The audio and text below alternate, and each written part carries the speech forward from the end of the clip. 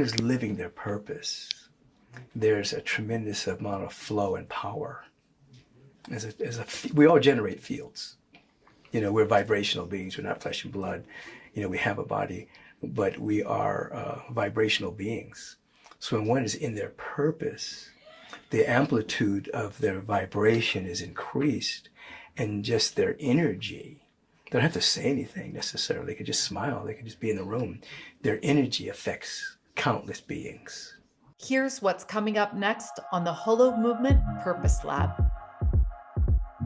Hi, my name is Zenka Caro. I'm founder of LightNet, and my passion and purpose is to make the impossible possible. I am here today with a very special person. He is a spiritual luminary, an author, and a leader whose work has affected millions of people around the globe. Reverend Michael Bernard Beckwith is the founder of the Agape International Spiritual Center, which is on the forefront of personal development and spiritual awakening. It is a multi-denominational community. You may recognize him from his role in the movie The Secret, or maybe through his teachings about meditation, purpose, and the evolutionary impulse of our souls. He is a true beacon of spiritual insight, teaching us that we're not here to get something out of life, but we're here to allow something to emerge from within us. Whether it's through his books, his teachings, or his presence, he's here to remind us that each of us have a unique gift to bring, and that the universe is here to help us in our becoming. As you may know, after interviewing 100 people for this research project, we found a pattern, and it includes 7 stages. Michael, in this clip you will watch, he goes from stage 2, which is deep listening, into stage 3 and 4. 3 is where you decide to act on it. 4 is where you basically take your first baby step. So you will see that even though this sounded completely ridiculous to him and he wanted to run the other direction, that this vision and this nudge was the thing that created his entire life and contribution. Imagine if he hadn't done that. As many of you know, we're starting out the Purpose Lab teams up in September. If you want support and a loving team around you as you go through this process, we're here for you. If you want to know what stage you're in the process, you can go to ourlightnet.org/purpose quiz. And this will really get you into what is happening and what's next. Check out this clip. I'd go to Big Bear for private meditation retreats, just by myself, just be up there meditating. So one day I'm outside meditating, and a scroll rolls down in front of me, and it says, Michael Beckwith to speak at this spiritual center in Tacoma, Washington. And then it rolled up and disappeared. So I thought that was kind of cute, so I wrote about it in my journal and continued to meditate. So when I get home, this guy named Bill calls me and he says, we want you to come speak at our church.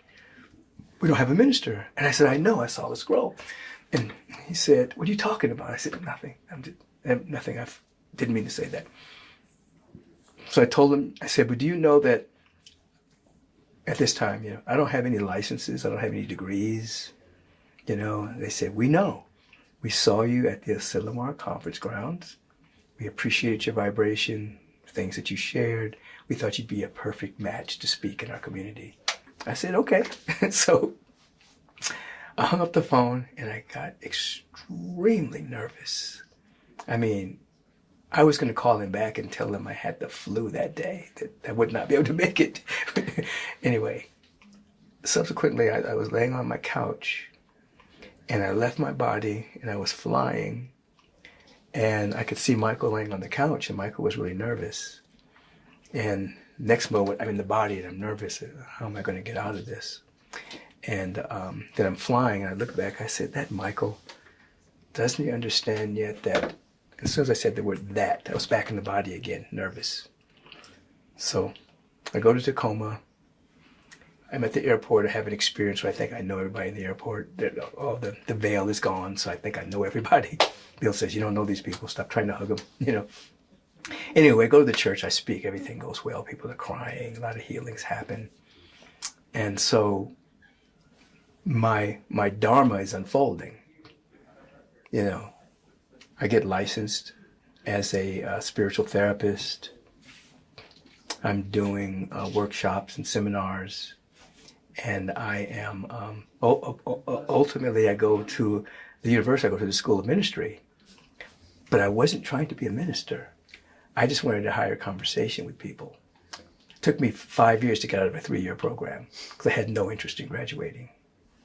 Until the assistant dean says to me one day, "Michael, when are you going to graduate?" I said, I'm not trying to graduate. I don't want to be a minister or anything. I just love the camaraderie. And she said, "Michael, once you graduate as an alumni, all classes are free." I said, "Really?" So I took a full load and graduated. And after I did, there was this pressure on me. Because I was doing work. I mean, I was doing seminars. I was seeing 6 to 8 people every single day in my office. I was doing, but I thought that was enough. And I got a message that I wasn't doing my full work. And I got that message more than one time. I kept resisting. And I won't go into the whole story of it, but I saw that I was resisting. And basically the universe shrunk my world. So I was training practitioners. And I was doing my own seminars before the seminars were popular. And I was told that I was doing my work halfway. And so my world shrunk, and I had a vision. I actually saw a vision of a spiritual center, Agape. And I saw it on more than one occasion. One, I was in some Mexican city out and taking some time off. Another time I had it in a dream. I was walking down the street. I was really small in the dream. And this building, people were coming out with everybody, all the demographics, everybody was in there. They were singing and praying. And the voice said, "This is what we want you to do." And I said, but in the dream, I'm really small. And I said, "How am I going to do that?"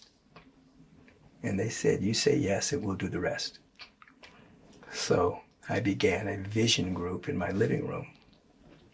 We met every Thursday night to become the vibration of a community that we wanted to build. We didn't start linearly with business plans and any of that. We wanted to be internally the frequency of unconditional love and peace, and then let the rest happen, rather than, let's go do a business plan, let's do all that nonsense first. It's like, no, that's second. You have to be the person first. So I led this vision group, and in November the 30th, 1986, I had my first public service. And it's been going on ever since. And now it's 189 countries tune in, and now I travel around the world and, go where I'm called to do what I'm called to do. So my purpose is to reflect and reveal the infinite as only I can. And then how I do it is through teaching, speaking, retreats, books, things of that particular nature. Are you looking to begin your life of passion and purpose? We are waiting for you with our groups of 8 to 12. These loving teams are formed to look over our success data to find the fastest and funnest and most direct way for you to find your purpose and calling in life. Our vision is to create a world where we're all inspired and supported to step into our purpose. If you enjoyed this broadcast, consider leaving us a review on your favorite podcast platform. For more information on the variety of ways that you can volunteer or use our tools, head over to holomovement.net/purpose. This project is a result of a collaboration between Holo Movement and LightNet. Special thanks to our broadcast partners, Humanities Team, Unify, and New Realities. We look forward to seeing you next week on Monday.